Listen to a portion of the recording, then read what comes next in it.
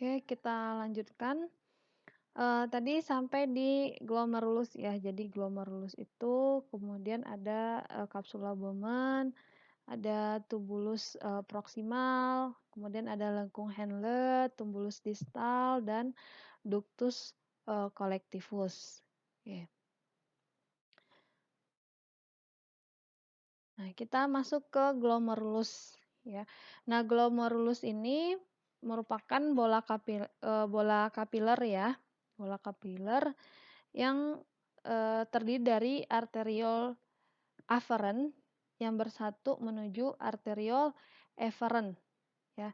Jadi dari arteriol aferen menuju arteriol eferen. Nah, berfungsi sebagai tempat filtrasi sebagian air dan zat yang terlarut dalam darah.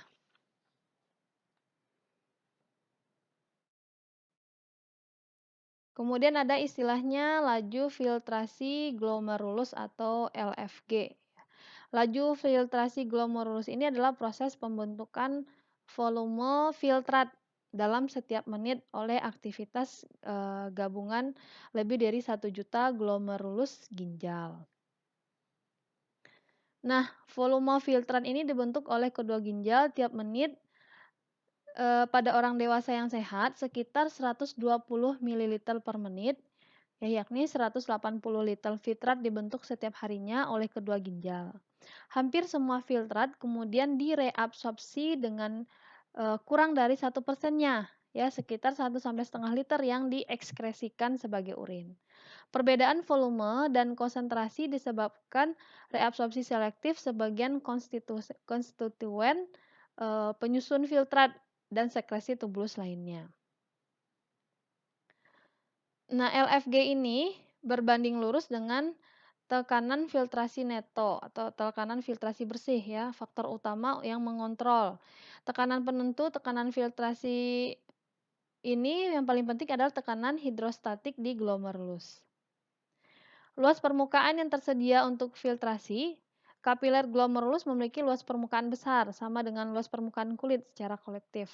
Sel mesangial glomerulus seperti kapiler ini dapat menyempurnakan LFG oleh kontraksi untuk menyesuaikan total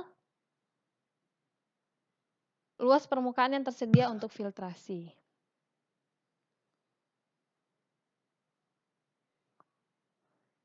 Kemudian ada kapsula Bowman. Kapsula Bowman ini bagian dari tubulus yang melingkupi glomerulus untuk mengumpulkan cairan yang sudah difiltrasi oleh kapiler glomerulus. Ya, ini ya bagian dari tubulus ini.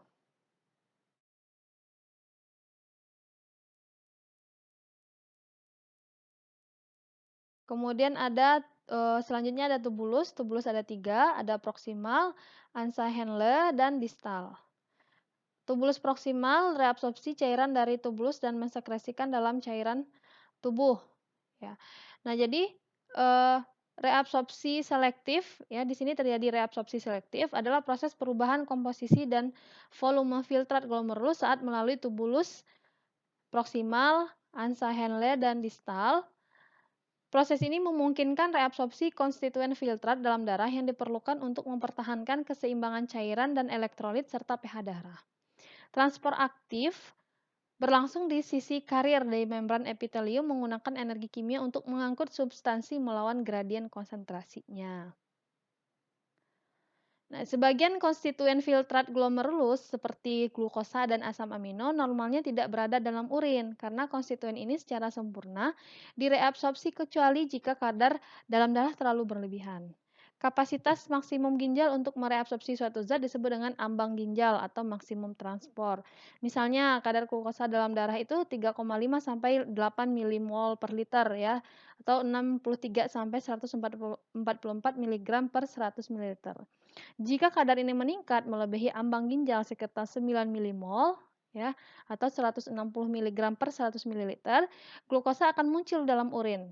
Nah, hal ini terjadi karena semua sisi carrier dipenuhi substansi dan mekanisme transport aktif di tubulus mengalami kelebihan muatan. Substansi lain yang direabsorpsi oleh transport aktif meliputi natrium, kalsium, kalium, fosfat, dan klorida. Nah, makanya di sini hampir 95% itu air direabsorpsi kembali. Ya, hanya sekitar 1% yang 1-2% yang dikeluarkan melalui urin. Dan glukosa dan asam amino semuanya direabsorpsi ya. Yang dikeluarkan itu berarti ada natrium, kalium, hanya sedikit ion-ion yang dikeluarkan. Kemudian ada ductus collectivus. Satu ductus pengumpul menerima cairan dari 8 nefron yang berlainan. Nah, setiap ductus pengumpul ini terbenam dalam medula untuk mengosongkan cairan urin ke dalam pelvis ginjal. Kemudian ada pembuluh darah renal. Nah, jadi pembuluh darah yang masuk ini dari arteri renalis ke arteriole afferent ya masuk ke glomerulus. Jadi yang masuk ke dalam glomerulus itu disebut dengan arteriole afferent ya. Kemudian yang keluar dari glomerulus itu disebut dengan arteriole efferent. Kemudian masuk ke jaringan kapiler yang memperdarahi nefron dan masuk ke saluran vena renalis. Kemudian ada ureter. Dua saluran dari renal ureter ini ya. Jadi yang disebut dengan ureter ini adalah saluran yang menghubungkan antara ginjal dengan kandung kemih. Ya, panjangnya sekitar 25-30 cm dan penampangnya sekitar 0,5 cm. Sebagian berada di rongga abdomen dan pelvis. Nah, ini lapisan dari ureter itu ureter itu terdiri dari bagian luarnya itu merupakan jaringan ikat atau jaringan fibrosa. Bagian tengahnya itu adalah lapisan otot polos, kemudian lapisan sebelah dalamnya lapisan mukosa, dan lapisan dinding ureter yang menimbulkan gerakan peristaltik itu akan mendorong urin masuk ke dalam kandung kemih. Jadi yang menyebabkan bisa mengalirkan urin itu adalah gerakan peristaltik. Kemudian ada kandung kemih atau vesika urinaria. Bentuknya seperti kendi, gunanya sebagai penampung urin, terletak di dalam rongga pelvis, bersifat elastis dan terdiri dari 4 lapisan. Organ yang keempat itu adalah uretra. Nah, uretra ini ya merupakan suatu saluran sempit yang bermuara dari vesika urinalis tadi ya, vesika urinaria tadi. Nah, untuk wanita itu dan laki-laki itu berbeda. Kalau perempuan panjangnya sekitar 3,7 sampai 6,2 cm ya. Nah, kalau di perempuan uretra ini hanya berguna sebagai saluran ekskresi. Letaknya itu di antara bagian vaginanya sebelah atas ya, di antara klitoris dan vagina. Sedangkan kalau pada laki-laki uretranya ini ya, uretra ini panjangnya sekitar 13,7 sampai 16,2 cm.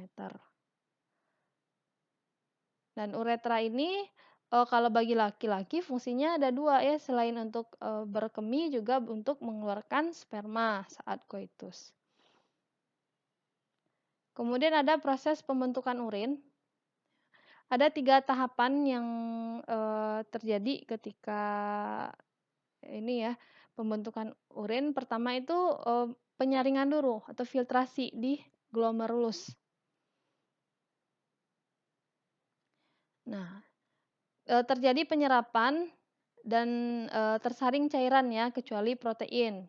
Ditampung oleh kapsula Bowman ya, seperti glukosa, air, sodium klorida, sulfat, bikarbonat, diteruskan ke tubulus ginjal. Kemudian ada proses reabsorpsi. Nah, ini terjadi di tubulus ginjal ya. Di reabsorpsi ini terjadi penyerapan kembali zat-zat yang dibutuhkan oleh tubuh seperti glukosa, sodium, klorida, fosfat, dan ion-ion bikarbonat. Kemudian ada proses sekresi. Sisa cairan di papila renalis ini kemudian diteruskan untuk keluar. Urin, sifat fisiknya. Nah, urin kita ini kurang lebih dalam 24 jam itu manusia akan menghasilkan kurang lebih sekitar 1,5 liter urin, itu tergantung dari cairan yang